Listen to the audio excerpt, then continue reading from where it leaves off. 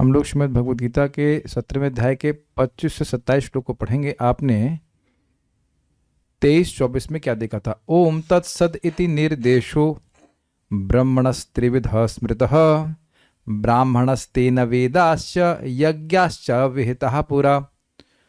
ओम तत् और सत इति, देखिए आपको पहले तीन शब्द ओम तत् सत इति, इस प्रकार निर्देश किया जाता है। निर्देश का मतलब इंगित किया जाता है। किसको? ब्रह्म अर्थात भगवान को इंगित किया जाता है।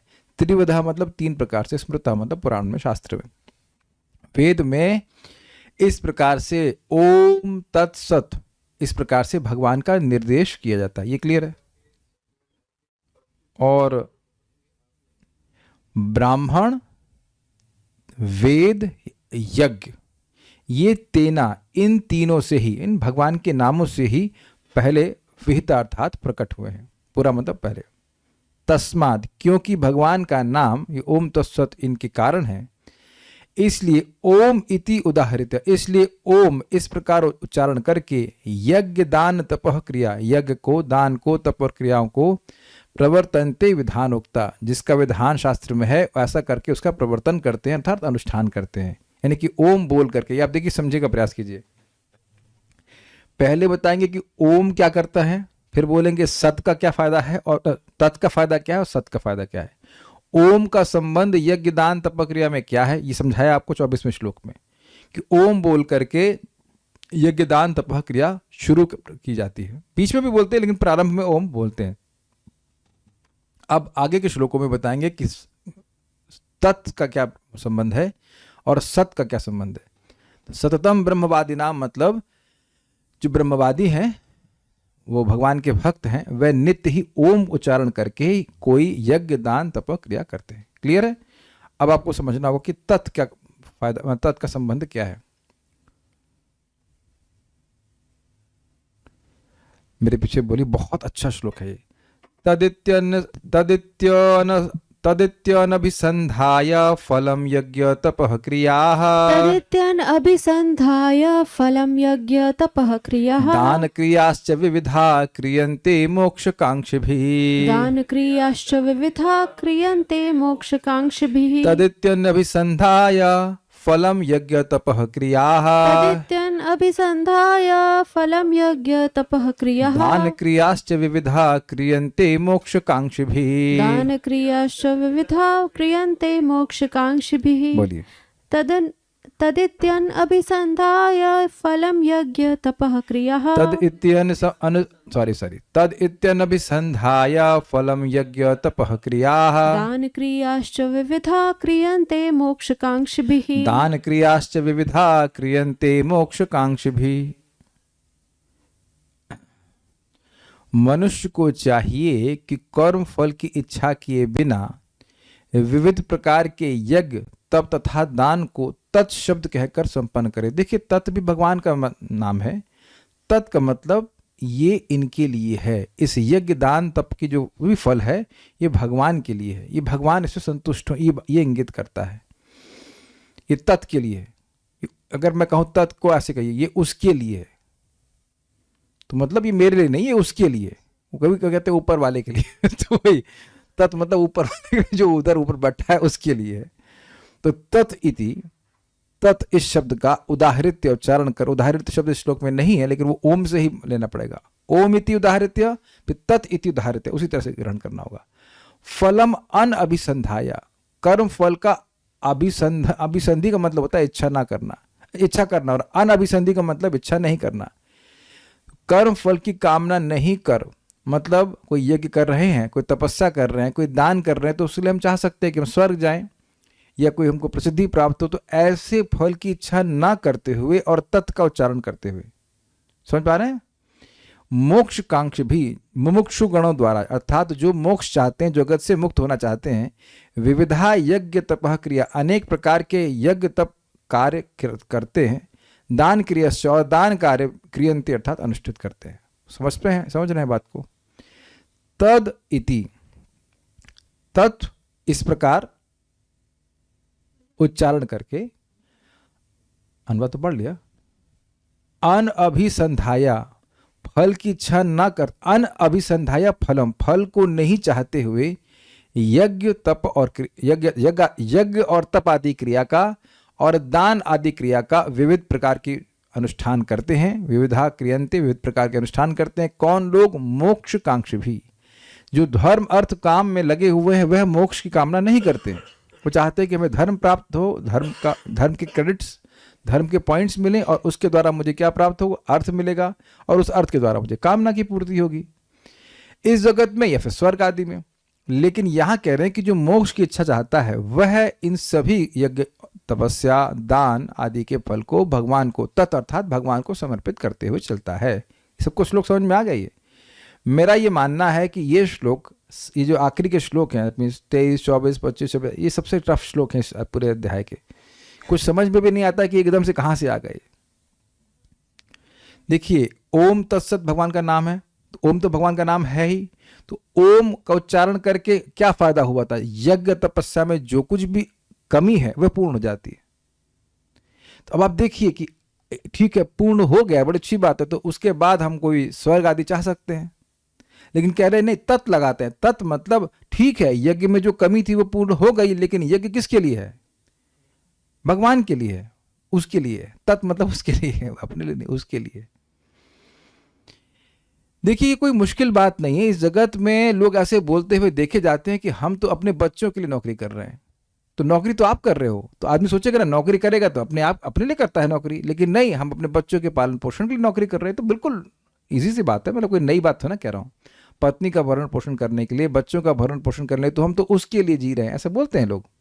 तो उससे तो सभी लोग इस प्रकार से फेमिलियर है ना, उससे, उस शब्द से फेमिलियर नहीं है आप। हम उसके लिए सोच रहे हैं, हम उसके लिए कर रहे हैं, हम उसके लिए, दैट इज कॉल्ड सेल्फलेसनेस। आप अपने लिए नहीं कर रहे, दूसरे के लिए कर रहे हैं। तुम किसके लिए खाना बना रहे हैं? और उसी के लिए खाना बना रहे। तो तत् का मतलब शब्द, तत् का अर्थ होता है उस। तो यहां तत् का विशेष अर्थ है भगवान के लिए, कि ये जो यज्ञ, दान, तपस्या जो कुछ भी हो रहा है ये भगवान के लिए हो रहा है। इसमें फल की अभिसंधि मतलब इच्छा नहीं होती है, ये है। तो जो मोक्ष की इच्छा करने वाले हैं वह इस प्रकार से फल की इच्छा को त्याग करके जो भी यज्ञ, दान, तपस्या करते हैं उसमें तत् शब्द का उच्चारण इस अर्थ में करते हैं कि ये जो चीज है ये भगवान के लिए हो रही है। समझ में आ गया? ठीक है। तो तत् का प्रयोग करने से हुआ क्या? व्यक्ति फल से डिटैच हो गया। मैं फिर रिपीट कर रहा हूं, ओम से क्या हुआ? जो कुछ भी यज्ञ आदि में कुछ गलती हो रही है वह पूर्ति हो गई, यानी कि यज्ञ आपका फल देगा, ठीक। लेकिन तत् से आप उस फल से डिटैच हो गए। कुछ, ओम तो भगवान का नाम है, तो कोई भी यज्ञ में कोई त्रुटि हो रही तो पूर्ति कर देगा, ये तो समझ में आ गया था ना।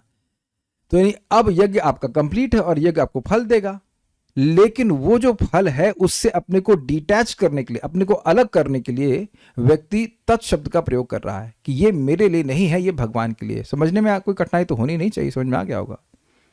तो ये ओम तत् तक हम लोग पहुंचे हैं। देखते हैं, बहुत अच्छी टीका है, बहुत ध्यान से सुनिएगा। ये हमारे नाम जप के लिए बहुत अच्छी है, गीता भूषण टीका। मुक्ति की अभिलाषा वालों के द्वारा यज्ञ, तपस्या और दान तत् शब्द के उच्चारण के साथ किए जाते थे, जिसमें भौतिक लाभ की आकांक्षा नहीं होती थी।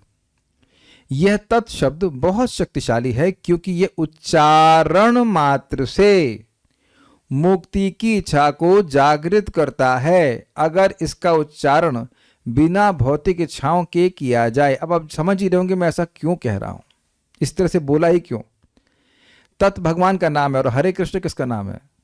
भगवान का नाम। तो आप ये प्रैक्टिकल अपने जीवन में देखना, मैंने आप लोगों को पहले भी अब तक कई बार बता चुका हूं और आपके सामने अब यहाँ पे सामने रखा हुआ है कि जब व्यक्ति भौतिक लाभ की इच्छा से रहित होकर नाम जप करता है तो स्वाभाविक रूप से इस जगत में अब दोबारा नहीं आना चाहता। You become disinterested in this world naturally. क्या ये बहुत बड़ा सूत्र, बहुत बड़ा टेक अवे पॉइंट मिल रहा है कि नहीं मिल रहा है आपको? अन्य लोग जैसे किसी देवता की पूजा करते हैं, करें, कोई दिक्कत नहीं, लेकिन दोबारा इस जगत में नहीं आना है ये तो कोई मन में भावना ही नहीं आती। आना है नहीं आना है ऐसे कोई मतलब ही नहीं है। अच्छा, नहीं भी आना होता है, ये भी ऑप्शन होता है क्या? बस यही बोल देते हैं कि सब लोग को मरना है, हमको भी मरना है, काम खत्म। मृत्यु को जीत सकेंगे या तो कोई इच्छा नहीं है। अब आप जानते हैं कि मृत्यु को जीतने का एक सिंपल तरीका है, दोबारा नहीं आने की इच्छा। अगर दोबारा व्यक्ति की नहीं आने की इच्छा है तो वो नहीं आएगा। दोबारा व्यक्ति अगर आने की इच्छा है तो जन्म लेगा, और जन्म लेगा तो मृत्यु का आस्वादन करना ही पड़ेगा। ये तो सबको सारे इक्वेशंस क्लियर हैं। तो अब समझ में आ रहा है कि हम लोग मोक्ष कैसे मिल सकता है। बिल्कुल सिंपल, हम हर दिन जब करते हैं, भगवत गीता पढ़ते हैं, या कोई भी आज संक्रांति तो दान कर रहे हैं, तो ये बिल्कुल स्पष्ट है कि इन सभी चीज़ों का प्रयोजन भगवान की प्रसन्नता होनी चाहिए। भाई भक्त को भी प्रसन्न कर रहे हैं इसीलिए ताकि भगवान प्रसन्न हो जाए, सिंपल सी बात है। तो ऐसा करने से व्यक्ति अपने आप इस जगत से विरक्त होता जाएगा। ये बड़ा सुंदर प्रोसीजर है। सबको समझ में आया इसे? यज्ञ करिए, दान तपस्या, जो कुछ भी आप कर रहे हैं करिए, यह समझते हुए करें कि ये भगवान के लिए है, तो व्यक्ति अपने आप इस जगत से डिटैच हो जाएगा। उसको दोबारा इस जगत में आने की इच्छा नहीं रहेगी। कि ये बहुत बड़ी सुविधा होगी कि नहीं? चेतो दर्पण मार्जनम। अब वही हरे कृष्ण मंत्र व्यक्ति कर रहा है कि उसका भाई जो है IIT में सेलेक्ट हो जाए, तो अभी इसके शुद्धिकरण में टाइम लगेगा। मैं ये नहीं कह रहा हूं कि होगा नहीं, but will take some time. भगवान का नाम बोल रहा है, लेकिन अब भौतिक इच्छा से युक्त होकर बोल रहा है। बहुत अच्छी बात है कि बोल रहा है, और हो सकता है कि वह अन्य भक्तों से अधिक भी बोले, लेकिन अभी वो भौतिक इच्छा से युक्त होकर के बोल रहा है, तो उसके अभी मुक्त होने में समय लगेगा। Because he is not interested in liberation, वो अभी मुक्ति में इंटरेस्टेड ही नहीं है। लेकिन जो सिद्धांत समझ करके भगवत गीता से आप सुन रहे हो, तो व्यक्ति अब मैं तो यही विश्वास करता हूँ कि जितने भी भक्त यहाँ जब कर रहे हैं, अगर वो कर रहे हैं तो वो निष्काम भावना से ही करते होंगे। आईफोन के लिए तो कोई जप नहीं कर रहा होगा, उम्मीद है। यहाँ आया प्रमोशन के लिए करते हैं। अच्छा, देखिए, एक भक्त को रियलाइजेशन हो ही जाता है कि जो भी धन उसका है और उसे जो कुछ भी वो खा रहा है वही तृप्त कर दे रहा है। हाँ, घर में आज अच्छा सब्जी बनाई थी, एक सब्जी बनाई, एक रोटी बनाई, उसमें पूरी तृप्ति हो, तो और क्या लाकर करेंगे ही क्या, बताइए। यहां तो देखिए स्कूटर है, फिर भी मुझे खाना हजम करने के लिए पैदल जाता हूं मैं। वो स्कूटर से भी नीचे आ गए कि नहीं? स्कूटर है और उसके बाद मंगल आरती के लिए हम पैदल जा रहे हैं ताकि कुछ खाना हजम हो। उसमें कार क्या लूंगा, बताइए। आप प्रैक्टिकल देखना, ये प्रैक्टिकल अनुभव किया जा रहा है कि आपको सभी को अनुभव होगा। नाम जब अगर हम निस्वार्थ भाव से करेंगे तो लगता है भाई भगवान तो बहुत दे रहे हैं, कोई दिक्कत नहीं है, इज सफिशिएंट। तो और प्रमोशन कोई लेगा तो और झमेला होगा और हेडेक होगा, फिर हमारा भजन डिस्टर्ब होगा। मैं निवेदन करूंगा इस बात को कि देखिए यहाँ पे एक शब्द है जो आपने शायद ध्यान नहीं दिया होगा, उच्चारण मात्र से। अब देखिए उच्चारण मात्र का मतलब क्या है? कोई फीलिंग्स नहीं है, खाली बोल रहे हैं तत तत। उससे तो थोड़ा सा टेस्टी है, हरे कृष्णा। यू कैन नॉट सिंग तत तत तत तत करते रहेंगे तो गा नहीं पाएंगे, लेकिन हरे कृष्ण मंत्र को गा भी सकते हैं ना। ओम तत्सत, ओम तत्सत, ओम तो can't sing it, I mean it's very difficult. But आप हरे कृष्ण मंत्र को विभिन्न ट्यून्स में गा सकते हैं, लेकिन एक सिंपल अपने हृदय के शुद्धिकरण के लिए इतना तो हर आदमी कर सकता है, मतलब at least any sensible man can do that. तो केवल बोलने मात्र से अब तो कोई संदेह नहीं है ना कि बोलने में कोई दिक्कत है। और आप ये देखेंगे कि जितना अधिक भगवान का नाम बोला जाएगा उतना ही मुक्त होने की इच्छा बढ़ती चली जाएगी। ये अनुभव किया गया साधुओं के द्वारा कि जितना आप जप करेंगे उतना ही आप अव्यर्थ कालत्वम होते जाएंगे। समझे इसका मतलब? ऐसा जैसे 16 माला कर लिया थोड़ा रिलैक्स करें, कुछ ये करें कुछ वो करें, और जो बंधन करने वाले कार्य वो करने लग जाता है कि नहीं? तो जब आदमी जब अधिक करेगा तो उसका हृदय और शुद्ध होगा। जब हृदय शुद्ध होगा, उच्चारण मात्र से शुद्ध होगा, तो अब वह और भगवान की सेवा करना चाहेगा। वो he will become detached from this world. जो चीजें उसको बांधने वाली हैं वो सारी वासनाएं कटती चली जाएंगी। तुमको बहुत अच्छा लगा था उच्चारण मात्र से। इसीलिए बार बार गुरुजन बोलते हैं कि हरे कृष्ण मंत्र जपो, बोलो बोलो बोलो, केवल मन में मत करिए। हमें तो कभी कभी मन में कभी करना भी पड़ा, बीमारी की वजह से हमको बहुत बोर लगता है। सर्जरी के समय 2 माला किया मैं, वो फिर बाद में कवर अप किया। This is absolutely boring. पता नहीं कहाँ कहाँ मन जा रहा है। कभी कभी अच्छा ये भी भूल जाते हैं कि जब कर रहे थे कि क्या कर रहे थे। सिर्फ थॉट कहीं और चला गया, पकौड़े बन गए, सब जब का निस्तार हो गया। तो इसलिए उच्चारण ही श्रेष्ठ है कि मन चाहे कहीं भी जा रहा हो, आप उच्चारण में कम से कम हरे कृष्णा कृष्णा कृष्ण हरे हरे, हरे राम राम राम हरे हरे करें। यह भी महत्वपूर्ण है कि जो लोग भगवद गीता सुनते हैं वह जप भी करें। ये नहीं कि सुन के चले गए बस हाँ ओम तत्सत बोलना है, भगवान का नाम बोलना है, अरे ये फिर फायदा क्या तुम्हारी गीता सुनने का।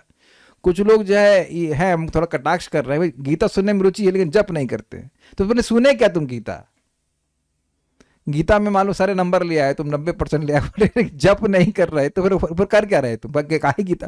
आई mean you have some pity but आप सीखे नहीं ना क्या कह रहे हैं। देखिए शास्त्र सिखा रहा है करने के लिए, कुछ अभिधेय करने के लिए बोल रहा है। ये दिख रहा है ना कि कुछ अभिधेय करने के लिए कह रहे हैं। वैसे तो इंटरेस्टिंग है कि हमारा यज्ञ दान और तपस्या सब कुछ हरे कृष्ण मंत्र ही है, तो उसमें अलग से तो हरे कृष्ण मंत्र बोलकर हरे कृष्ण मंत्र नहीं करना, बट जो एटीट्यूड है वो बहुत बढ़िया है। एटीट्यूड क्या है? निष्काम भाव से। निष्काम भाव बहुत सिंपल अर्थ है कि भगवान प्रसन्न हो जाए या मेरा हृदय शुद्ध हो जाए, जिससे भगवान प्रसन्न हो जाए। दोनों ही बातें आप ले सकते हैं। कोई कुछ पूछ रहा था, हम लोग मकर संक्रांति किस प्रकार मना सकते हैं? Kindly let us know after the class project. नहीं अभी बता रहे हैं आपको, बहुत सिंपल है। हरे कृष्णा कृष्ण कृष्ण, नहीं ऐसे नहीं, हाथ ऊपर कीजिए। हरे कृष्णा कृष्ण कृष्ण हरे हरे, हरे राम राम राम हरे हरे। हाथ ऐसे लेके आइए। हाथ कैसे भी लेके आओ लेकिन बोलो हरे कृष्णा कृष्ण कृष्ण हरे हरे, हरे राम राम राम हरे हरे। ये प्रश्न अभी तक पूछा रहे, अभी तक समझे नहीं। कोई भी फेस्टिवल हमारे लिए एक ही फेस्टिवल, कथा और नाम जप और बीच में प्रसाद। Obviously what you want more. कार्तिक कैसे बनाना चाहिए? हरे कृष्ण मंत्र जप कीजिए और क्या है, बस नथिंग न्यू। तात्पर्य, आध्यात्मिक पद तक उठने के लिए मनुष्य को चाहिए कि किसी लाभ के निमित्त कर्म न करे। सारे कार्य भगवान के परम धाम वापस जाने के उद्देश्य किए जाएं, जो चरम उपलब्धि है। ये तो क्लियर है। अब बड़ी मजेदार बात है। अब सत शब्द का संबंध यज्ञ दान और तप में क्या है वह हम यहाँ पे देखते हैं। बड़ा इंटरेस्टिंग है, अलग अलग अर्थ यहाँ पे रखे रहे। सद्भावे साधु भावे च सदित्येतत् प्रयुज्यते। सद्भावे साधुभावे च सदित्येतत् प्रयुज्यते। प्रशस्ते कर्मणि तथा सत्शब्दः पार्थ युज्यते। प्रशस्ते कर्मणि तथा सत्शब्दः पार्थ युज्यते। यज्ञे तपसि दाने च स्थितिः सद इति चोच्यते। यज्ञे तपसि दाने च स्थितिः सदिति चोच्यते। कर्म चैव तदर्थीयं सदित्येवाभिधीयते। कर्म चैव तदर्थीयं सदित्येवाभिधीयते। सद्भावे साधुभावे च सदित्येतत् प्रयुज्यते। सद्भावे साधुभावे च सदित्येतत् प्रयुज्यते। प्रशस्ते कर्मणि तथा सत्शब्दः पार्थ युज्यते। प्रशस्ते कर्मणि तथा सत्शब्दः पार्थ युज्यते। यज्ञे तपसि दाने च स्थितिः सद इति चोच्यते। यज्ञे तपसि दाने च स्थितिः सदिति चोच्यते। कर्म चैव तदर्थीयं सदित्येवाभिधीयते। कर्म चैव तदर्थीयं सदित्येवाभिधीयते। बोलिए। सद्भावे साधुभावे च सदित्येतत् प्रयुज्यते। सद्भावे साधुभावे च सदित्येतत् प्रयुज्यते। प्रशस्ते कर्मणि तथा सत्शब्दः पार्थ युज्यते। प्रशस्ते कर्मणि तथा सत्शब्दः पार्थ युज्यते। यज्ञे तपसि दाने च स्थितिः सदिति चोच्यते। यज्ञे तपसि दाने च स्थितिः सद इति चोच्यते। कर्म चैव तदर्थीयं सदित्येवाभिधीयते। कर्म चैव तदर्थीयं सदित्येवाभिधीयते। बहुत अच्छा श्लोक है। परम सत्य भक्तिमय यज्ञ का लक्ष्य है। मतलब भक्तिमय यज्ञ का लक्ष्य है कि परम सत्य भगवान श्री कृष्ण को संतुष्ट किया जाए और उसे सत शब्द से अभिहित किया जाता है। अभिहित मतलब बोला जाता है, कहा जाता है। यानी कि पहला सत्य का शब्द का अर्थ है परम सत्य। सत मतलब शाश्वत, तो परम सत्य जो भगवान है उसको सत शब्द से कहा जाता है। यानी ओम तत्सत बोला तो जो सत है वो भगवान को इंगित करता है। सद्भावे अर्थात भगवान के भाव में। क्या आपका क्या भाव है ये शब्द का प्रयोग करने से? तो हमारा ये सत शब्द का भाव ये है कि हम भगवान को इंगित कर रहे हैं। क्लियर?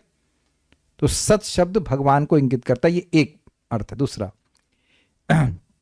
हे प्रथापुत्र, ऐसे यज्ञ का संपन्न करता भी सत कहलाता है। जिस प्रकार यज्ञ, तप तथा दान के सारे कर्म भी जो परम पुरुष को प्रसन्न करने के लिए संपन्न किए जाते हैं, सत हैं। यानी तीन लोग सत हैं। एक भगवान, दूसरा भगवान की सेवा करने वाला जो भक्त है वह सत। सताम प्रसंगाद मम वीर संविदो। सताम, सत से शब्द से आया सताम, यानी कि भक्तों की संगत में मेरा महिमा समझ में आती है। 3:25-25 आप पढ़ लीजिएगा श्रीमद् भागवतम में, तो वहां सत शब्द से भक्तों को सूचित किया है। सताम पति आया है, भक्तों के पति, भक्तों के पालक भगवान श्री कृष्ण। धर्म प्रोजित कैटवत्र परमो निर्मत्सराम, परमो निर्मत्सरा नाम सताम। तो ये भागवत किसके लिए? सताम, भक्तों के लिए। तो सताम शब्द भी सत से आया है। तो सत शब्द जो है वो भक्त को भी इंगित करता है। और सत्कार्य, तो यानी कि वह कार्य जो भगवान के लिए किए जाते हैं उनको भी सत कहा जा रहा है, अर्थात शाश्वत। बड़ा सुंदर बात है। यानी भगवान, भगवान का भक्त और भगवान के लिए किए गए कार्य, वो तीनों एब्सोल्यूट लेवल पे हैं। बड़ा जबरदस्त है ये, हमको बहुत अच्छा लगा था। क्यों अच्छा लगा भाई? देखिए, ऐसा नहीं है कि आप दिन भर भगवत गीता ही पढ़ते हैं। भगवत गीता तो शाश्वत लाभ देने वाला कार्य है ही, भगवान से अभिन्न है। लेकिन अभी आप थोड़ी देर पहले मोस्ट प्रॉब्ली भोजन बना रहे थे, तो वह क्या कार्य है? भगवान के लिए अगर आप भोजन बना रहे हैं तो भगवान तो हो गए सत, आप भी सत और वह कार्य भी सत। समझ में आ गया कि नहीं आ गया? बहुत जबरदस्त बात बोल रहे हैं। Very very nice shloka. और ये बोल कौन रहा है? सत बोल रहा है। इट नॉट भगवान बोल रहे हैं। इसलिए बहुत बहुत पैनी नजर रखनी चाहिए कि क्या मैं सत कार्य में हूं कि असत कार्य में हूं, क्या मैं सत भाषण में हूं कि असत भाषण में हूं, क्या मैं सत्संग में हूं कि मैं असत्संग में हूं। अब आपको समझ में आ रहा है? सत्संग का मतलब, सत्संग मतलब भगवान का संग। जिस संग से भगवान की संगति प्राप्त हो वो सत्संग। और वहां सत्संग में गया कहीं भगवान निराकार है, तो क्या सत्संग हुआ? सत का बिल्कुल स्पष्ट समझ में आ रहा है। सत मतलब बताइए, 3 क्या अर्थ हुए सत का? मतलब बताइए तो भगवान क्या है? पूरा बताओ भाई आप। सत मतलब, हाँ, सत मतलब परम सत्य। कौन भगवान परम सत्य? भगवान विष्णु, भगवान कृष्ण। अरे ऐसे बताइए कि मान लीजिए मैं एकदम नया व्यक्ति हूं, समझाइए मेरे को, कौन है सत? हाँ, सत्य यानी परम सत्य, जो यज्ञ के द्वारा। सत मतलब परम सत्य भगवान श्री कृष्ण। हाँ, ऐसा ही बोलना चाहिए। हाँ। और दूसरा सत कौन सा है? भगवान श्री कृष्ण और उनके भक्त जो उनकी भक्ति में लगे। और तीसरा जो भी कार्य भगवान के लिए किया जा रहा है वो भी सत। यस। तो जो बुद्धिमान व्यक्ति है वह अपने समय को, चाहे वो किसी भी आश्रम में हो, एज फार एज पॉसिबल सत कार्यों में लगाने का प्रयास करेगा, कि बाकी सारी चीजें सब झूठ हैं। शिव जी का बड़ा सुंदर वक्तव्य है पार्वती उमा जी को, उमा पार्वती के, उमा कहूं मैं अनुभव अपना, सत हरि भजन जगत सब सपना। समझा गया? सत शाश्वत, ये अर्थ में। Very very nice, very nice शब्द।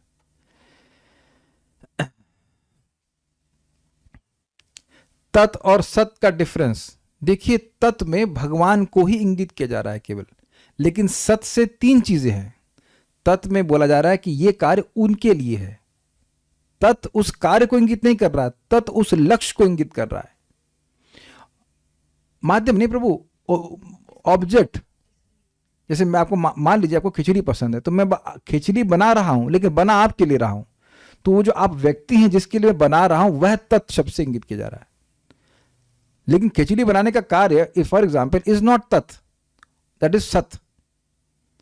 कल्याण प्रभु आज बनाए खिचड़ी कि नहीं बनाया? आप बना ली, खा भी लिए ना? हाँ, तो ठीक है। तो आपने इस बीच में कुछ काम और भी किया, भगवान को अर्पण किया, तो भगवान सत हुए, आप सत हुए, क्योंकि भगवान के लिए भोजन बना रहे थे, और वो भोजन बनाने का कार्य यह भी सत हुआ। और इससे बिल्कुल स्पष्ट है, यानी कि आप जब भगवान के लिए कोई कार्य कर रहे हो तो भगवान के संपर्क में। जैसे अभी देखो, हम लोग भगवत गीता पढ़ते हैं, तो हम लोग क्या बोलते हैं? जहां पर भी भगवत गीता पे विचार विमर्श होता है, तो श्री श्री राधा कृष्ण वहां बड़ी प्रसन्नता से विद्यमान रहते हैं। तो यानी भगवत गीता का पठन पाठन ये भी सत्कार्य है। जो पढ़ने वाला है, सुनने वाला, वह भी सत व्यक्ति है। और भगवान तो सत्य है ही, उनके लिए तो कार्य हो रहा है, वो वहां पे हैं। इस प्रकार से अभी और सुनिएगा, देखिएगा। पार्थ, हे पार्थ, सद्भावे ब्रह्मत्व में अर्थात ब्रह्म के स्वभाव के अर्थ में, समझे, सत भावे, सत का मतलब ब्रह्म यानी ब्रह्म के भाव में, यानी सत शब्द को भगवान के भाव में कहा जाता है। पहले प्रयोज्यते मतलब प्रयुक्त होता है। सद्भावे प्रयुज, ऐसे सुनिए आप, सद्भावे सत इति प्रयुज्यते, दिख रहा है कुछ, सद के भाव में सत शब्द का इस प्रकार प्रयोग होता है। अब चलिए मैं एक बात समझाता हूं, घृणा शब्द का प्रयोग किस प्रकार से होता है? तो घृणा शब्द का प्रयोग प्रेम के अर्थ में भी होता है और घृणा शब्द का प्रयोग द्वेष या घृणा के अर्थ में भी होता है। तो मैं यहां पे बोल रहे हैं भगवान की सद्भावे सत इति प्रयुज्यते, सद के भाव में, भगवान को इंगित करने के भाव में सत का प्रयोग होता है। फिर जोड़िए नेक्स्ट, साधु भावे च, और ब्रह्मवादित्व में अर्थात भक्त के स्वभाव के अर्थ में, जो ब्रह्मवादी है अर्थात जो ब्रह्म का उपासक है, ब्रह्म अर्थात भगवान का उपासक है, तो उस साधु भाव में भी सत इति प्रयुज्यते, सत शब्द का प्रयोग होता है। सत शब्द का प्रयोग भक्तों को भी इंगित करने के लिए होता है, एड्रेस करने के लिए होता है, और सत शब्द का प्रयोग भगवान को भी एड्रेस करने के लिए होता है। अब और उससे आसान क्या समझाऊं, किसको नहीं समझ में आ रहा है? सबको समझ में आ गया होगा, ठीक है। तथा उसी प्रकार प्रशस्ते मतलब मांगलिक कर्माणि कर्मणि, कर्म में सत शब्द युज्यते यानी युक्त होता है। जब कोई मंगलिक कार्य होता है तो उसमें सत शब्द का प्रयोग होता है, ये कहते हैं। अब देखिए, यज्ञे तपसी दाने च, यज्ञ मतलब यज्ञ में, तपस्या में और दान में, स्थिति च और उद्देश्य या तात्पर्य रूप से अवस्थित है, उसमें भी सत इति इस सत शब्द से उच्चते यानी कहा जाता है। क्या मतलब है? जिस उद्देश्य के लिए कोई यज्ञ, तपस्या और दान किया जा रहा है, उस उद्देश्य को भी सत कहा जाता है, ये कह रहे हैं।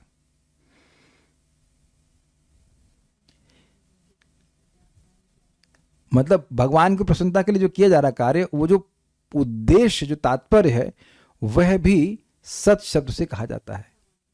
यस, तदर्थीयम, तदर्थीयम मतलब जिन, तत् मतलब भगवान और अर्थी मतलब उनकी प्रयोजन के लिए। तो ब्रह्म की परिचर्या के उपयोगी अर्थात भगवान के लिए कर्म च एवर, और भगवान के मंदिर मार्जन आदि इत्यादि कर्म सत इति एव अभिधीयते, इस सत शब्द से अभिहित होते हैं। कुछ समझ पाए सेकंड वाला?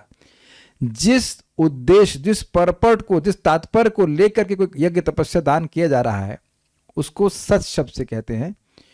और वह कार्य भी जो भगवान के लिए किया जा रहा है, तदर्थी मतलब जो कार्य भगवान के लिए किया जा रहा है, जैसे ये भगवद गीता बोली जा रही है ताकि भगवान का यश लोगों के पास पहुंचे, भगवान का यश प्रसारित हो, तो ये जो कार्य है यह भी सत कहा जाता है। उम्मीद है कि बात समझ में आ गई होगी। भी टीका पढ़ेंगे तो और समझ में आएगा। सद्भावे साधुभावे च सद इति इत्येतत् प्रयुज्यते, सद्भावे अर्थात भगवान के भाव में, साधु भावे अर्थात साधु मतलब समझते हैं भक्त, भक्त के भाव में सच इस प्रकार से प्रयोग किया जाता है। प्रशस्ते कर्मणि तथा, और जो मांगलिक कर्म है उसमें भी सत शब्द का हे पार्थ प्रयोग किया जाता है। यज्ञ तपस्या दाने च, यज्ञ में, तपस्या और दान में, स्थिति अर्थात जो उस यज्ञ तपस्या का तात्पर्य है उससे भी सत, उसको भी सत इस प्रकार से कहा जाता है। मतलब ये यज्ञ दान तपस्या भगवान के लिए है। जब ये ओम तत्सत कह दिया तो इस सत शब्द से इंगित हो रहा है कि ये यज्ञ, ये तपस्या, ये दान, ये भगवान के लिए है। समझ में आ गया? कर्म चैव तदर्थीयम, और जो उन भगवान के प्रसन्नता के लिए कर्म है, सद इत्येवाभिधीयते, उसको भी सत कहते हैं। तो बेसिकली चार चीजों को सत कह रहे हैं। भगवान को सत कह रहे हैं, भक्त को सत कह रहे हैं, कर्मों में सत का प्रयोग हो रहा है उसको सत नहीं कह रहे हैं, और जो यज्ञ तपस्या दान आदि में जो उनका तात्पर्य है, व्हाट इज द पर्पस, किस उद्देश्य से वो यज्ञ दान तपस्या किया जा रहा है, तो उसको भी सत कहते हैं। जो उद्देश्य है उसको सत कहते हैं, और जो कर्म है उसको भी सत कहते हैं। उम्मीद है समझ में आ गया। रिपीट कर पाएंगे? बोलिए। चार समझ आ रहे हैं प्रभु जी। एक तो भगवान को सत कहते हैं। थोड़ा जोर से बोलिए। भगवान को सत कहते हैं, भक्तों को सत कहते हैं, जो उनके लिए किए गए कार्य हैं उसको सत कहते हैं। और जिस उद्देश्य से, जो उद्देश्य लेके किया जा रहा है कि भगवान की जो इंटेंशन, समझ रहे हैं वो इंटेंशन, जिस इंटेंशन को ले करके कार्य किया जा रहा है उसको भी सत कहते हैं। अच्छा ये बताइए, आपने कभी ये शब्द सुना है सदिच्छा, सदिच्छा? ये एक व्यक्ति कह दीजिए कि उसने अगर हिंदी जानता और इस शब्द उसने कभी ना सुना हो, सद इच्छा। राधिका दास प्रभु जी, आपने सुना है शब्द सदिच्छा? कभी सोचे नहीं कि आया कहां से? सत प्लस इच्छा, यानी कि ये शुभ इच्छा अर्थ में है। सत शब्द, सत्कार्य भी आप कहते हैं उसको, अच्छा कार्य कहते हैं। तो सत का मतलब है, मान लीजिए मैं किसी का मर्डर करना चाहता हूं तो इसको सदिच्छा कहते हैं। अरे निशा माता जी को हिंदी भी नहीं आती, बड़ा गलत है। कैसे ब्राह्मण है आप, हिंदी नहीं आती आपको? मर्डर करने को तो सदिच्छा कहते हैं ना। तो आप समझ गए कि सद इच्छा का मतलब है कि मंगलकारी इच्छा होनी। किसी को मर्डर करना चाह रहे हो तो बड़े भैया सद इच्छू हैं, 2-4 लोगों का रोज मर्डर कर देते, ऐसा नहीं कहेंगे आप। तो सत मतलब शुभ, भगवान, सत का इंगित का हो गया भगवान की संतुष्टि के लिए जो इच्छा होती, जो तात्पर्य होता है, ये बात है। बहुत बढ़िया श्लोक था ये, और काइंड ऑफ कॉम्प्लिकेटेड भी है। ऐसे देखने से समझ में नहीं आता कि बोलना क्या चाह रहे हैं भगवान, लेकिन ध्यान से पढ़ेंगे तो समझ में आता है। कहाँ थे हम लोग? गीता भूषण टीका। जिन परम भगवान को सत शब्द से इंगित किया जाता है वे सभी उत्कृष्ट वस्तु में व्याप्त होते हैं। उत्कृष्ट मतलब वो वस्तुएं जो उनके संबंध में की जाती हैं। इसको हमने कहाँ सुना था गीता में? ब्रह्मार्पणम ब्रह्म हवीर ब्रह्मज्ञाव ब्रह्मणाहुतम ब्रह्मेवते, ना ये भी था, इससे पहले श्लोक था वो। कर्म ब्रह्मोद्भवम विद्धि ब्रह्माक्षर समद्भवम तस्मात् सर्वगतम ब्रह्मन नित्य यज्ञ प्रतिष्ठितम। कर्म ब्रह्मोद्भवम विद्धि, ये जानो कि कर्म जो है, जो नियत कर्म है, वो ब्रह्म अर्थात वेद से आए हैं। ब्रह्माक्षर समुद्भवम, और ब्रह्म जो है वो अक्षर अर्थात भगवान से प्रकट हुआ है। तस्मात्, क्योंकि भगवान सभी के कारण है, इसलिए नित्य, तस्मात् सर्वगतम ब्रह्मन, जो सर्वगत ब्रह्म अर्थात जो सब जगह रहने वाले भगवान है, नित्य यज्ञ प्रतिष्ठितम, वह नित्य ही यज्ञ में रहते हैं। अर्थात जहां भी यज्ञ अवस्थित होता है, यज्ञ होता है, वहां भगवान अवस्थित होते हैं। अगर आपको याद हो, भागवतम से एक बंधना शब्द आया था। भगवान का एक बंधन है, आसक्ति है कि जो यज्ञ करते हैं उनसे वो बहुत प्रेम करते हैं। अब भागवतम में सुन चुके हैं हम लोग। इसलिए सत शब्द को सभी मंगलमय क्रियाओं को संपन्न करने में उपयोग किया जाता है। इसको 2 श्लोकों में इंगित किया गया है। सत जिनका नाम है उन भगवान, वह भगवान अच्छे उत्कृष्ट कार्यों में उपस्थित रहते हैं। तो उनको सबसे पहले इनविटेशन दिया जाता है कि आप आइए, आपको उनका आह्वान किया जाता है कि भगवान यहाँ पे कार्य होने वाला, आप आइए। सत शब्द का उपयोग ब्रह्म यानी सद्भावे और ब्रह्म को जानने वालों साधु भावे को इंगित करने के लिए किया जाता है। ये तो स्पष्ट है। ओके, जैसे सद एवं सौम्य, यह ब्रह्म है। तो ये हम लोगों ने पहले ही सुन लिया था कि ओम तत्सत की व्याख्या हो रही थी। तो सद एवं सौम्य का अर्थ कहा था कि हे सौम्य, भगवान ही सत अर्थात शाश्वत हैं। तो वहां पे बताया गया था कि सत किस प्रकार से भगवान का एक नाम है।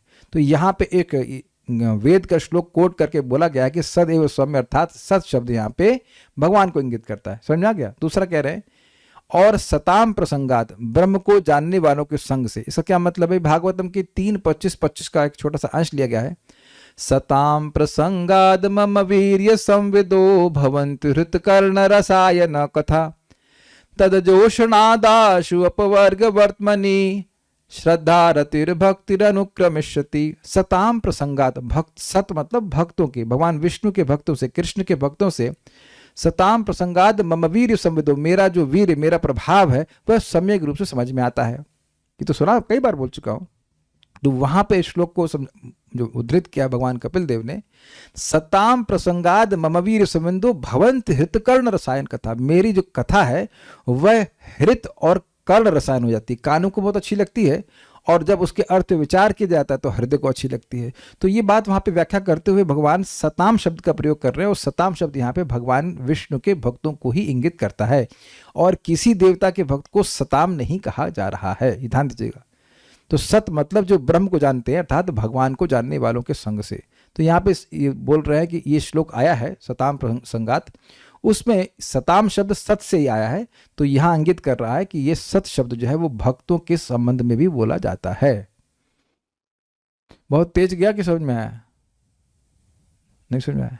फिर से रिपीट कर रहा हूं। देखिए, सत शब्द सद्भाव में आया था, समझ में आ गया, भगवान के भाव में, और उसको प्रमाणित करने के लिए कह रहे हैं सद एव सौम्य।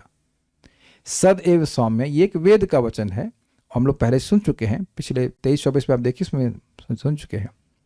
तो वहां से प्रमाण मिला कि ब्रह्म को इंगित करने के लिए सत शब्द का प्रयोग करते हैं। सद एव ब्रह्म एव सौम्य, यह ब्रह्म है या ये ब्रह्म जो है ये शाश्वत है। ठीक है, अब कह रहे हैं कि हम यह कैसे समझें कि सत शब्द का प्रयोग भगवान के भक्तों के लिए होता है। तो कह रहे हैं कि भागवतम से आप समझो कि सताम प्रसंगात एक श्लोक आया है, उसको भी मैंने कोट कर दिया, आप लोग पढ़ लेना, 3:25-25 श्रीमद् भागवतम। तो वहां पे सताम शब्द से भगवान के भक्तों को, साधुओं को इंगित किया गया है।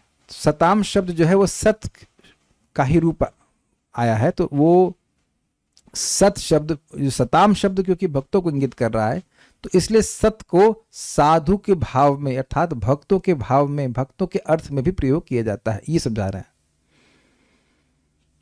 बहुत परेशान लग रहे हैं, सब ऊपर से चला गया। अच्छा, क्या नहीं समझ में आ रहा है ये भी समझ नहीं आ रहा कि क्या समझ में नहीं आ रहा है। ये श्लोक समझ नहीं, तो कई बार मैं कोट किया हूं, सताम भक्त, देखो भाई श्लोक समझ लो, सताम प्रसंगाद मम वीर्य संविदः, और नहीं हो तो मैं कैसे दिखाऊं, यहाँ पे तो भी है मेरे पास फाइल नहीं है। सताम प्रसंगात, मेरे भक्तों के संग से मेरा जो महिमा है, मम वीर्य, मेरा महिमा, संविदा, अच्छे से समझ में आता है। भवंत हृतकर्ण रसायन कथा, और जो मेरी कथा है वो कैसी लगती है, कानों को बड़ी अच्छी लगती है, हृदय को अच्छी लगती है, ये श्लोक है। तद जोषणादाशुपवर्ग वर्तमनी, जो इस प्रकार से लगता है तो उसका मुक्ति का द्वार बड़ी आसानी से खुल जाता है। श्रद्धा रतिर भक्ति अनुक्रमशति, व्यक्ति को श्रद्धा होती है, फिर आगे जाकर के यही रति अर्थात भाव में परिणत हो जाती है, और फिर आगे प्रेम भक्ति बन जाती है। ये थे सिद्धांत बता रहे हैं। तो प्रश्न होगा सताम का मतलब क्या है यहाँ पे। अब आप बताओ कि अगर मैं श्लोक कोट करता हूं तो सताम से क्या अर्थ लेंगे आप सत भूल जाइए, सताम को विचार कीजिए। मैं ये श्लोक बोल दिया, भगवान बोल दिए, तो किसके संगत से आपको भक्ति प्राप्त होती है? भक्तों की संगत से ना। तो सताम का अर्थ अब दुर्गा जी के उपासक, शिव जी के उपासक तो नहीं है ना। अगर बोले कि भाई इनके संगत से हमें कथा अच्छी लगती है भगवान की, तो आप क्या दुर्गा जी के भक्तों की बात कर रहे हैं? क्या आप निराकारवादी की बात कर रहे हैं? या आप शिव जी के भक्तों की बात कर रहे हैं? They may be good in their own respects, लेकिन जब हम बात कर रहे हैं भगवान विष्णु में भक्ति होने की, तो सताम की मतलब क्या होगा बताइए? भगवान विष्णु के भक्त। तो अब सताम शब्द आया कहां से? सत से। तो इसीलिए कह रहे हैं, यहां ये प्रमाण दे रहे हैं कि भागवत प्रमाण दे रही है कि सत शब्द से भगवान के भक्तों को इंगित किया जाता है, साधु भाव को, साधु के भाव में, साधु के अर्थ में प्रयोग करते हैं। हे मेरे साधुओं साध्वियों, नहीं समझ में आ रहा क्या रहा है? आप लोग बोलिए 2-4 बार बोलिए, हाँ आ गया समझ में आ गया भाई अफर्मेशन यू विल अंडरस्टैंड। देखिए हमको बहुत बड़ा चैलेंज है। Every day there are students who will never going to read before, never going to read after also. ना पहले पढ़ के आएंगे ना बाद में पढ़ के आएंगे। तो प्रभु जी कभी कंप्लेन ना करें तो 2-4 कुछ डोनेशन भेज देते ताकि कभी कंप्लेन ना करे, शांत रहिए। आप फीस दे दी हमने, अब दोबारा पढ़ना वढ़ना हमको नहीं है। अरे दिमाग लगाना पड़ता है ना, तब समझ में आती है बात। ठीक है, प्रभु जी की रोटी की व्यवस्था कर दो, कभी नहीं बोलेंगे कि पढ़े कि नहीं पढ़े है। अरे कुछ पढ़ लेना चाहिए भाई। ठीक है, उम्मीद है कि समझ में आ गया होगा। मेरे ऊपर कह रहे हैं आपके ऊपर पूर्णता आश्रित है। लेकिन देखिए विद्या में टीचर का काम केवल 25% होता है, 75% काम जो है विद्यार्थी का होता है। उसको पढ़ना होता है। नहीं आप छोड़िए, वो कोई करेगा नहीं तो कोई बोलने का मतलब नहीं, आगे पढ़ते हैं। नहीं समझ में आया तो हमारी रिस्पॉन्सिबिलिटी नहीं, हम समझा दिए बस। इस कारण से मंगलमय कार्यों में जैसे उपनयन और विवाह इत्यादि में सत शब्द बहुत उपयोगी है। मंगलमय कार्य, उपनयन, विवाह आदि को सत नहीं कह रहे हैं, बट वहां पे सत का उपयोग किया जा रहा है क्योंकि भगवान के भाव में सत बोलने से भगवान की उपस्थिति वहां पे होती है। ये बात है गीता भूषण टीका। उद्देश्य की दृष्टि से यज्ञ, दान और तपस्या में जिस चीज की स्थिति है या स्थायित्व है उसको सत शब्द से इंगित किया जाता है। नोट, जिस उद्देश्य को लेकर वह यज्ञ आदि जा रहा है वह सत शब्द से इंगित किया जाता है। देखिए, थोड़ा समझने का प्रयास कीजिए। मैं गीता की बात नहीं कर रहा हूँ, एक दृष्टांत दे रहा हूँ। Nuclear fission for example, nuclear reactor, एक न्यूक्लियर रिएक्टर को आप बम बनाने के लिए भी उपयोग कर सकते हो और पीसफुल शांतिमय कार्यों के लिए भी प्रयोग कर सकते हो। तो मान लीजिए कोई न्यूक्लियर रिएक्टर रखा गया, तो अब अगर उससे बम बनाना है तो उसकी सारी प्रक्रियाओं का उद्देश्य क्या होगा? बम बनाना। Very good, very good. समझ गए कि वो पूरे टाइम उनका प्रयोजन है कि हम बम बनाएंगे, कहीं फोड़ेंगे या नहीं फोड़ेंगे उससे मतलब नहीं, कि बम बनाएंगे। ओके, अब सीन चेंज कीजिए। अब वही न्यूक्लियर रिएक्टर आप चला रहे हो और उद्देश्य है कि हम इसे बिजली बनाएंगे, तो पूरे टाइम क्या उद्देश्य की, किस उद्देश्य की स्थिति या स्थायित्व रहा है इसमें? बिजली बनाने में। अब ये तो ये न्यूक्लियर रिएक्टर सब समझते हैं ना आप लोग? हाँ, तो एक ही कार्य का उद्देश्य अलग अलग हो सकता है। तो अब जब कोई यज्ञ दान तपस्या कर रहा है, उसमें जब भगवान की प्रसन्नता का उद्देश्य निरंतर विद्यमान रहता है तो उसको सत कहते हैं। अच्छा, यहां पे जब हमने गीता क्लास शुरू करी थी तब तो मैंने आप लोग को पढ़ाने के लिए करी थी, है ना? और अब मैं क्या कर रहा हूं? नोट छापने के लिए। आप लोग कल क्यों आएंगे गीता में, या मैं क्यों आऊंगा? तो आप समझ रहे हैं कि our purpose, very crystal clear purpose है कि हम सभी लोग भगवत गीता को समझकर भगवान राधा श्याम सुंदर को, कृष्ण बलराम गौर नित्य को, बड़े क्लियर कट पर्पस है, वो संतुष्ट हो जाएं और हम आशीर्वाद दें, हमको भी कहीं थोड़ा सा एक फ्लैट दे दें उधर गोलोक वृंदावन में कहीं पहुंचा दें बहुत झेल लिया आप, too much suffering, too much surgery, too much. तो वहीं हम भी चले, आप भी चले, सब लोग मिलकर के वहाँ अपना पार्टी करें गोलोक पहुंच जाए। बड़ा स्पष्ट एकदम क्लियर पर्पस है ना, स्वर्ग जाना या किसी का कुछ, there is no purpose except this, I don't see any purpose, है कि नहीं? तो ये पर्पस तो निरंतर बना है ना। जो कोई व्यक्ति, फॉर एग्जाम्पल मान लीजिए कोई व्यक्ति काइंड ऑफ कीर्तन करने गया है भगवान का, वो हरे कृष्ण मंत्र कर रहा है, लेकिन जरूरी नहीं है कि उसका प्रयोजन सत ही हो। वो उसके गायन से समझ आता है, ऊ करने लग गया, तो मतलब समझ लीजिए कि उसका प्रयोजन भगवान की प्रसन्नता तो कुछ कम है, अपोजिट जेंडर की प्रसन्नता हो सकती है। तो वहां आप देखें कि जो उद्देश्य था वो चेंज हो गया। अब देखिए, हमेशा भागवत भगवान के लिए नहीं होती है। भागवत सप्ताह में प्रयोजन प्राय जो होता है वो होता है धन, कारितः कर्ण लोभे, कर्ण लोभे ना कथा सारं तत्व कथा। तो जब पैसे के लोभ से कथा होने लगी तो क्या वहां पे सत है? सत नहीं है। भगवान को प्रसन्न करने का उद्देश्य है ही नहीं। या कोई हल्ला कर दे कि भाई सत्यम परम धीमहि, तुम जिसको मानते हो उसी को सत्य मान करके उस पर ध्यान करो, तो भगवान तो ऐसा नहीं कह रहे हैं। यानी भगवान की प्रसन्नता, ये जो उद्देश्य है, उसकी स्थिति ऐसे यज्ञ दान तपस्या में नहीं है। तो जब भगवान की प्रसन्नता का उद्देश्य निरंतर बना रहता है किसी यज्ञ में, किसी दान में, किसी तपस्या में, तो उसको सत कहते हैं।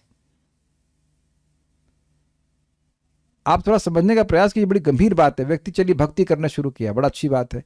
अब उसने भक्ति की शुरू किया, भक्ति प्राप्त करने के लिए वेरी गुड, लेकिन अब कुछ उसको प्रसिद्धि मिलना शुरू हो गई, कुछ दान आदि मिलना शुरू हो गया, धन आदि मिलना शुरू हो गया, तो अब वह उनके लिए भी भक्ति करना शुरू कर सकता है। तो वहां पर जो उसका जो उद्देश्य था उसकी स्थिति नहीं बनी रही। Does that make sense? तो किसी यज्ञ दान तपस्या में निरंतर जो जिस उद्देश्य की स्थिति बनी, स्थायित्व बना रहता है कि हमें भगवान के लिए कर रहे हैं, तो उसको सत कहते हैं। वो लोग समझ रहे हैं कि मैं थक रहा हूं, तो लोग समझ जाओ, क्या तो वो समझ गए इतना प्राण बाहर आ जाएगा। आ गया समझ? ठीक। ये लास्ट वाला तो इजी है। तदर्थीयम का अर्थ है वह क्रियाएं जो भगवान की प्रसन्नता के लिए की जाती हैं और जिनको इन 3 नामों ओम तत्सत से इंगित किया जाता है, जैसे मंदिर का निर्माण इत्यादि, ये सब सत कहलाते हैं। ये बहुत अच्छा है, ये बहुत अच्छा है। देखिए, जैसे हमने आज भगवान को करते हैं, भगवान को फूल अर्पण किया, एक भक्त फूल लेके आते हैं, तो वो फूल तो कल तक सूख जाएगा, लेकिन जो आपकी क्रिया का फल है वो कभी नहीं सूखेगा, बिकॉज इट इज सत। कुछ समझे आप? इसीलिए बुद्धिमान लोगों को, आप कह रहे हैं मकर संक्रांति कैसे मनाएं, अरे मकर संक्रांति नहीं, एवरी डे, हर दिन देखना चाहिए कि हमारे जो सत कार्य है उनका रेशियो ज़्यादा हो। आहार निद्रा तो चलता ही है, सो ठीक है, आहार में भी प्रसाद ग्रहण करना चाहिए, वो सत्कार्य हो जाएगा, खाना हजम हो जाएगा, ये शरीर भी नष्ट हो जाएगा, लेकिन जो प्रसाद का प्रभाव है वह शाश्वत रहने वाला है। भगवान प्रसन्न होते हैं जब अब देखते हैं कि भक्त प्रसाद ग्रहण करना है।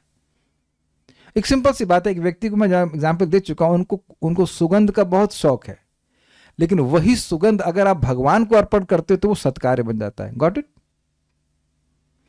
किसी को बोलने का बहुत शौक है, बड़ी अच्छी बात है कि वही कार्य भगवान के लिए करने लगते हैं, भगवान के लिए बोलने लगते हैं, तो बहुत अच्छी बात है।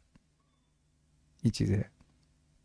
उम्मीद है कि ये वाला तो सबको समझ में आ गया। तत् अर्थीयम, उनके अर्थ, उन तत् मतलब तत् प्लस अर्थीयम, उन भगवान के अर्थ के लिए जो कार्य किया जाता है उसको भी सत कहते हैं।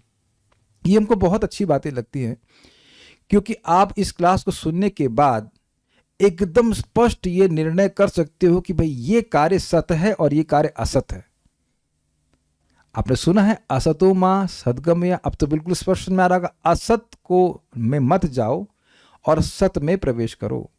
आप माला जप कर रहे हैं भगवान के, तो कुछ भी, तुलसी जी को प्रणाम कर रहे हैं, वैष्णवों की सेवा कर रहे हैं, जो भी भगवान के संबंध में आप कुछ भी शरीर से, मन से, वाणी से कर रहे हैं, तो वो सत्कार्य है। बहुत बढ़िया बात है। क्यों? क्योंकि हर व्यक्ति एक ही कार्य पूरे दिन नहीं कर सकता है। We are not in call centre 8 घंटे एयरटेल लोगों का स्वागत है बोलते रहे, एक ही काम तो नहीं कर रहे हैं, लेकिन सभी काम सत्कार्य होने चाहिए, ये अपने को प्रयास करना चाहिए। दिस इज वेरी, ये बहुत बड़ा एडवांसमेंट हो जाएगा, बहुत बड़ा एडवांसमेंट। अगर मतलब भाई नौकरी वोकरी कर रहे हो, ठीक है, तो जो करना करे, बाकी टाइम अगर हम लोग अधिक से अधिक वो कार्य कर सकें जो भगवान को प्रसन्न करने वाले हैं, तो वो सारे कार्य शाश्वत नहीं। हम कोई नई बात नहीं बोल रहे, लेकिन एंगल थोड़ा अलग है। तुमको बहुत अच्छा लगा था ये सत्कार्य। इन 3 नामों को हमें याद रखना चाहिए, इसे शास्त्र की आज्ञा मानी जानी चाहिए, यद्यपि व्याकरण की दृष्टि से ऐसा प्रतीत नहीं होता है। अभी क्या बोल रहे हैं पूरा पढ़ूंगा तो समझ में आएगा। वाक्य था, ओम तत्सद इति निर्देशो ब्रह्मणस्त्रिविधः स्मृतः।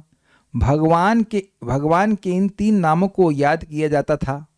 यह इन वाक्यों के समान है जैसे वषट कर्तु प्रथमम भक्ष्य, जो पुरोहित वसत उच्चारण करता है उसका भोजन पर प्रथम अधिकार होता है। तो अब क्या, पूरा पढ़ूंगा फिर समझा पाऊंगा। यदि कोई वाक्य अपने आप में विशिष्ट होता है तो भले ही वह आज्ञा के रूप में न हो, उसे आज्ञा माना जाना चाहिए।